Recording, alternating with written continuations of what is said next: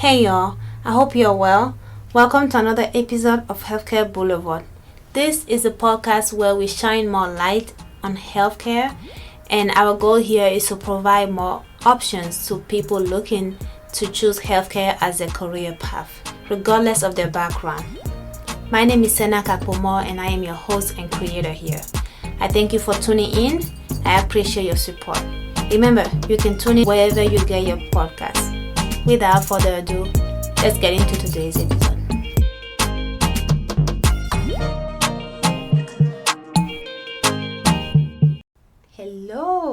Hello, as we will say in French, mes chers compatriotes. We are here. I am back on the mic again. Another solo episode. I sort of hit you with back to back episodes of me interviewing professionals without sort of going back to the basics as was the format that I was following. And so I wanted to do a couple steps backward and go back and cover those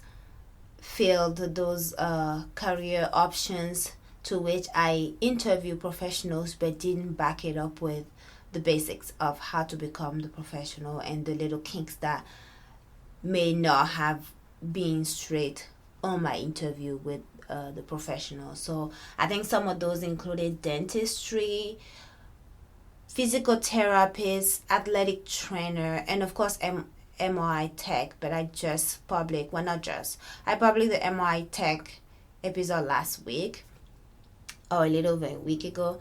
And so if you haven't listened to that, go ahead and take a listen. And right now I'm here today for the dentistry backup. So it's going to be a short episode. I've decided to just, for these especially because I'm giving you the links, and I really encourage you to go ahead and do your own research if this is indeed what you want to look into in terms of your career option. Dig into the links. Ask more questions on the internet. Ask more questions to your connections on LinkedIn or other social media or real life. And I am also here open and willing to be one of your resources in helping you get to the answers you need and want as it relates to a career option you're pursuing or thinking about. I'm more than open to reaching out to folks I've interviewed, even though I don't put their contact info there because, well, privacy. But a lot of time, if not most of the time, when I publish the episode, I tag them on LinkedIn. And so if you were to actually go to my personal LinkedIn or as it is going to be moving forward, the Healthcare Boulevard LinkedIn, you will see that I've tagged folks that I've interviewed, my guests. I've tagged my guests in the quick post that I make on LinkedIn, just, letting my connections and for now that I have a page for Healthcare Boulevard, those following Healthcare Boulevard know that there's another episode. So that's another way to reach out to find somebody, start there as well. Again, I'm here as a resource. I can guide you through it if needed. If you decide that you want to reach out for help or guidance, feel free to do that. I'm more than willing to do that and more than willing to connect you to folks who are able to answer more questions than I can or should. So let's dive into that. Today is about dentistry. If you are the average American, you've likely gone to the dentist once or twice. Now, here's a funny thing. I'm going to take an African or immigrant take on this because I specifically remember my dad, who is hardcore immigrant, came here at a much older age than I did. I specifically remember saying he never went to the dentist back home. And that's pretty much a norm for some countries. And so for folks who migrated to the U.S. And are born here or per se, may sometimes not go to the dentist as often as those who, are born here and are well assimilated into the American culture and rhythm, so to speak. But that doesn't necessarily mean that they have worse oral health, I'll tell you that. So anywho, that's, so this is definitely very at the center, one of the careers or field that American culture uses a lot. Okay, that's the word I'm looking for, is that everybody goes to a dentist at some point in their life. The prescribed frequency is once a year at least, or once every 6 months. Okay, how many people actually follow that? Excuse me. How many people actually follow that? That's debatable. But at some point, we all either need to go to the dentist, which hopefully you are not going when you need to go, right? Much like any other healthcare professional, you want to keep preventative care. Anyways, let me stop there. So we are here today to answer some question about how to become a dentist. Okay, a little bit about things, answer questions that may help you get a bit more insight into a dentist as a career. So what is a dentist? All right. It's pretty clear. Dentists are the folks who take care of your teeth, your gum. It does go above that. They take care of your jaw and muscles around it, depending of what specialty they are in dentistry, right? The general dentists are those that you're oftentimes coming across with, the average American, in terms of going to the dentist, getting your teeth checked. They get an x-ray of it, make sure you don't have any problems going on. You don't need any root canals or what have you. All of those preventative care and follow-up care are generally done by the general dentist, right? But there are indeed other specialties. So let me dive into word for word. So the responsibilities of the dentist include diagnosing oral disease, promoting oral health and disease prevention, creating treatment plan to maintain or restore the oral health of their patients, interpreting x-ray and diagnostic tests, ensuring the safe administration of anesthetics, monitoring growth and development of the teeth. Sorry, the th sound is still one of my weaknesses in the English language. But the teeth and jaws, performing surgical procedures of the teeth, bone, soft tissue of the oral cavity. Okay. Now again, dentistry is not just that. It also includes the head. Some depending on the specialty of dentistry, they can deal with the head, the neck, the jaw, the tongue, salivary gland, the nervous system of the head and neck, and other areas. So the teeth and the gum and the mouth, that's generally where we are going to them, the majority of people. But depending on what your needs are, you may need a specialized dentist. Okay, so that's that on what a dentist does. Now let's dive a little bit into the different specialties of dentistry. And so depending on the specialty, I'll go into how to become a dentist very soon. But depending on the specialty of dentistry, the number of year of residency is different, right? So let's look at some specialties, for example. So dental public health is 1 to 2 years, right? Endodontist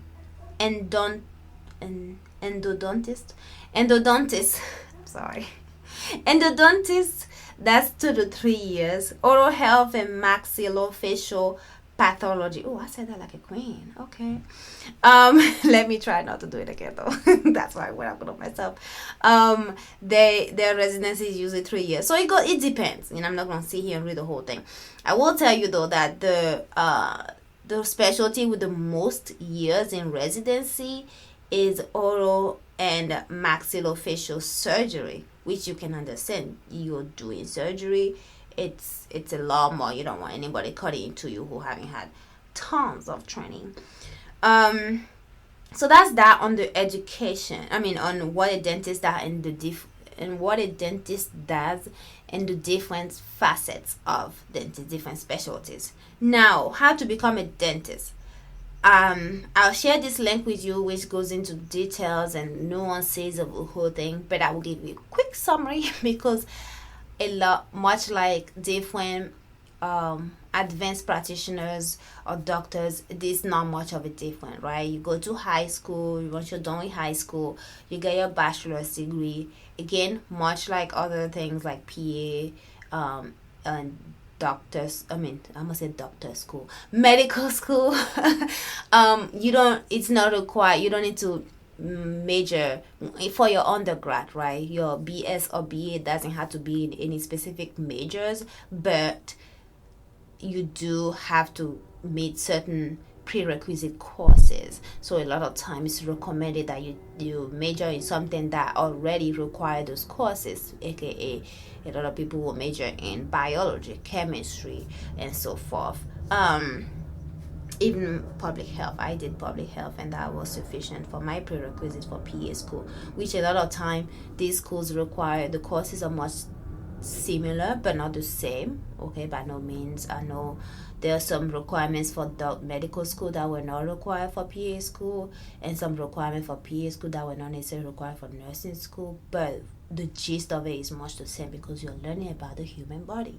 Okay, so you can bet you will find anatomy and physiology on any healthcare list you find, especially advanced practitioners and so forth. So anyways, so that's that. So you get your bachelor's degree in whatever you want.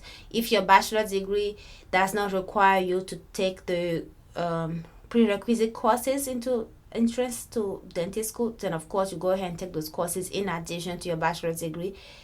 There is an entrance exam which called is the DAT dental admission test, I believe it's called.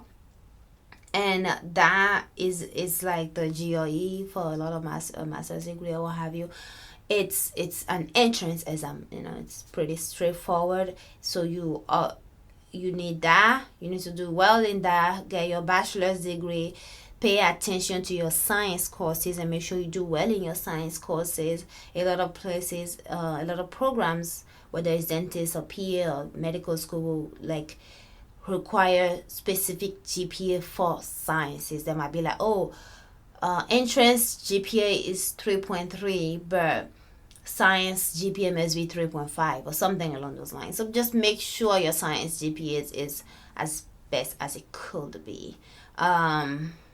Again, much like a lot of these things, it's best to shadow dentists, work in a dental office, volunteer if you want to. Another way to do all of that and still making a little bit of money to support yourself in those years before you go to dentist school, and depending on who you are, even while you're in dentist school, is to do dental assistance. Again, we had an interview on dental assistant for a little while back, and so that's another option for you. So whatever you do, however the road takes you, the path takes you, and I know that is different for everyone. It really depends on when you start planning to become a dentist. Not everybody starts knowing and wanting and to be a dentist or whatever career they choose in high school or even college for that matter. And so that road is totally different, but that's a general requirement to get into dentist school.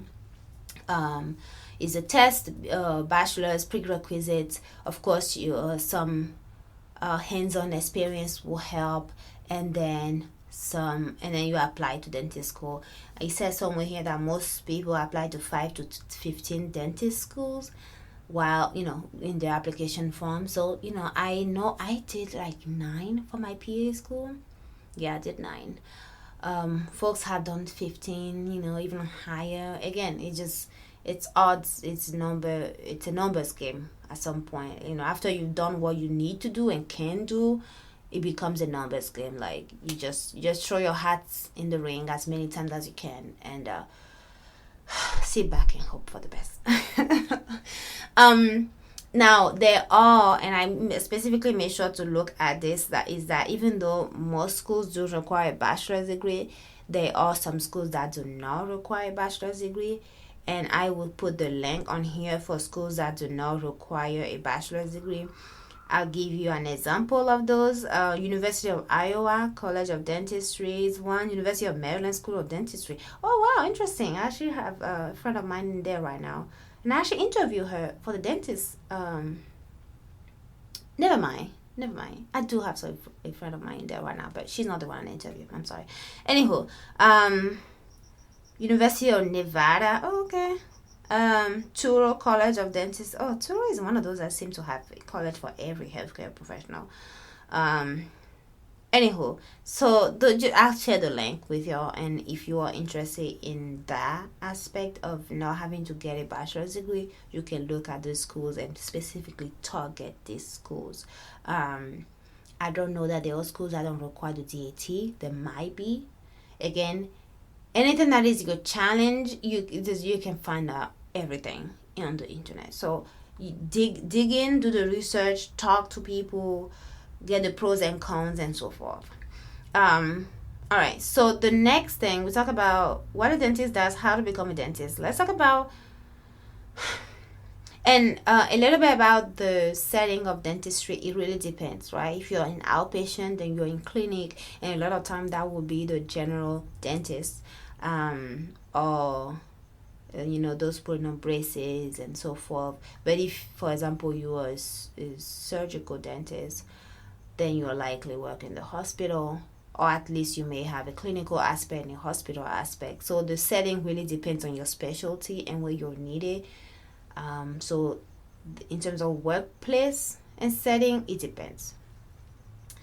In terms also of schedule and what have you, that's another one of those that I barely even address in these episodes, because it really depends in healthcare, or really anything. But we are focused on healthcare here on this podcast. Now let's talk about money. Let's talk about money, because money matters. So how much do dentists make? On BLS, as y'all know, I love Bls.gov, they give an estimate of $164,000 a year and $78 an hour. In terms of the growth, job outlook, it's about 8%, which is as fast as the average. Of course, you need a doctorate degree, but that's where you're going to dentistry. Once you're done with dentist school, you are a doctor of dentist, right? It's a doctorate program. It's a doctorate degree. There's no, if you want a postdoctorate education, you can do that. But once you're done with the program successfully, you are a doctor. I did forget one thing, and that is once you're done with the program, much like everything else we've covered thus far, you need to pass your certification exam. Their exam comes in two parts. There's a written part, and then there's a live / oral part, right, where you go in and it's not just you sitting down on the computer and choosing multiple choice. So they have two parts in that, but it's only after you pass those two, of course, that you are now certified and able to work as a dentist or practice as a dentist. Okay, now I just give you the salaries for just dentists in general. Now I'll give you a bit of a difference in salary depending on the specialties, just to give you an idea. So, type of dentist. So, oral and maxillofacial surgeons. Those are one of the most paid one, and they are best paid one, and that's $208,000. $208,000. Orthodontist, same thing. Prothodontist, 176. Dentists, the general dentists, the ones you likely see in office and so forth, or 151, and then other specialties 146. So it really depends, and I'm sure this, again, I always give this warning sign here, but these numbers are averages, they're median numbers, or what have you. the price would depend. The cost, not the cost. Your salary as a dentist would depend on where you're working in terms of geographic location, the need at the time, your level of experience, because the dentists today are likely not getting paid the same amount as dentists 10, 20, 30, 50 years ago. So it depends. And likely that won't be the case 10, 20, 15, 50 years from now.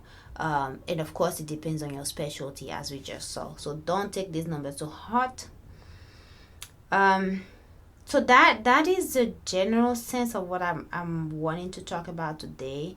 Of course, once again, if you want more experience as a dentist and so forth, again, go ahead, talk to local dentists. If you have friends of a family or friends of parents or what have you who are dentists, go ahead and talk to them. I'm sure they will be happy to help, like most folks are, to talk about their profession and help the next generation in that profession. Other than that, I am going to end this here. Again, I'm going to make it a short episode, and if you haven't already, check out the new healthcare blogger pages that I made on LinkedIn and on IG. Those are the main ones. And right now I'm getting more on the LinkedIn, because again, I have more of a LinkedIn presence than IG presence, and I'm building the IG page from scratch, which is like, everybody's on IG now out there. So but anyhow, check it out. If you are a listener, I would love to hear from you, interact. I really would like to interact with you guys and hear what you think of the podcast. Is it helpful? And again, share with those you think will benefit. I really want to reach anyone and everyone who may benefit from this information, and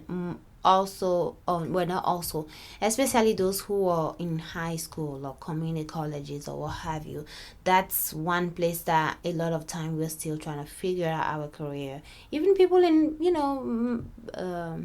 getting their bachelor still on that page, but there's a lot more of us unaware of what we want to do and really questioning what we want to do in our career path in high school, middle school, community colleges, and so those are really all the folks that I'm trying to get this to, so they really know the information that's out there. Anywho, that's it. Y'all have a beautiful week. I'm going to go ahead and publish this right away, because I don't think there's much editing that needs to be done. That was one of my goals today, is to try to talk as smoothly as possible, so I didn't have to do much editing out my shenanigans. On that note, I will go. Have a blessed week, y'all. All right, that's all I have for you today. Thank you again for joining me. I appreciate you. Please subscribe, follow, like, comment, and share. And stay blessed. Bye.